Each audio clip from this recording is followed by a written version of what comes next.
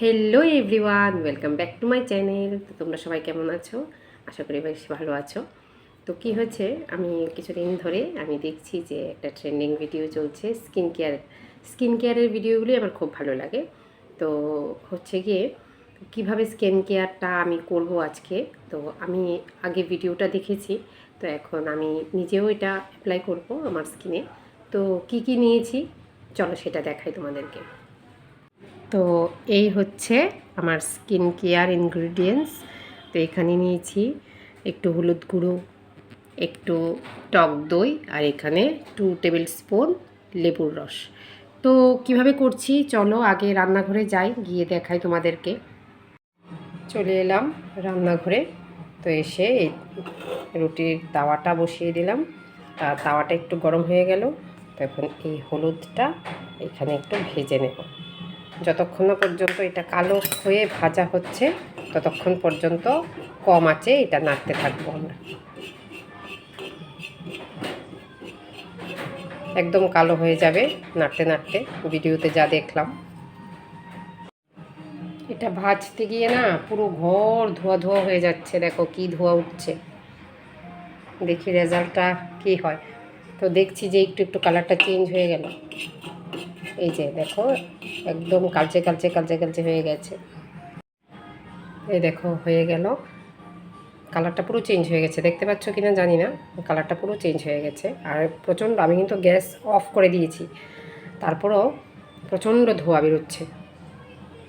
এখন আমি এই বাটিতে নিয়ে নেব, এই যে এইটাতে নিয়ে নেব। তো দেখেছো কীভাবে হলুদটাকে একটু ভেজে নিলাম। তো হালকা ভেজেছি, একটু কালচে রঙটা হয়েছে, তারপর নামিয়ে নিলাম। এখন ঠান্ডা করে ফেলেছি। এই যে দেখো, এই যে দেখা যাচ্ছে কি না, এই যে এইরকম হয়ে গেছে কালারটা। তো এখন এটার মধ্যে টক দই আর লেবুর রস মেশাবো। দেখো কিভাবে করছি। এখন এই হলুদ গুঁড়োতে দিয়ে দেব দই।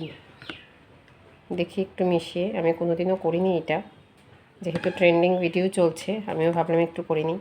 তো লেবুর রস দিয়ে দিলাম একটু। আমি 2 টেবিল স্পুন নিয়েছি আগে এখানে, তারপরেও একটু রাখলাম। এখন চামচ দিয়ে মিশিয়ে নেব সবগুলো।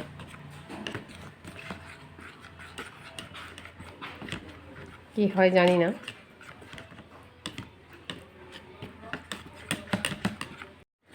এই যে ব্যাটারটা এইভাবে করে নিলাম।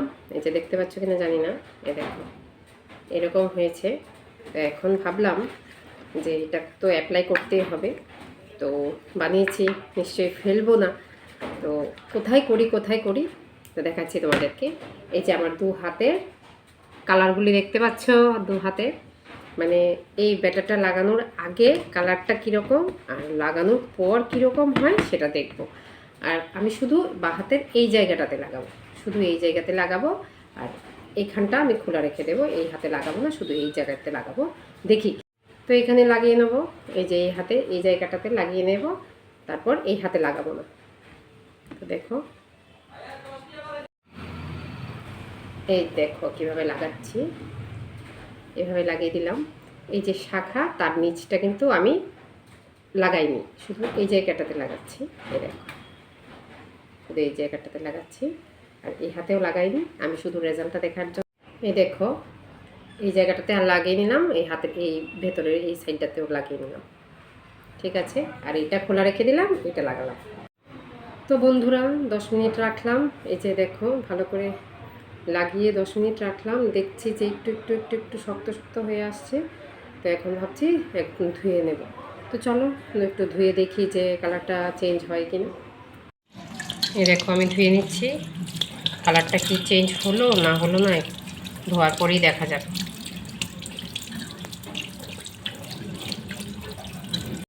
তো বন্ধুরা রেজাল্ট নিয়ে চলে এলাম তোমাদের সামনে। তো দেখো, দেখো হাতের এই জায়গাটা, এই অংশটাতে আমি এই যে রেমেডিসটা লাগিয়েছিলাম, আর এখান থেকে লাগাইনি। তো শাখাটা সরিয়ে নিই। এই দেখো এখান থেকে এটা একটু কালারটা চেঞ্জ মনে হচ্ছে।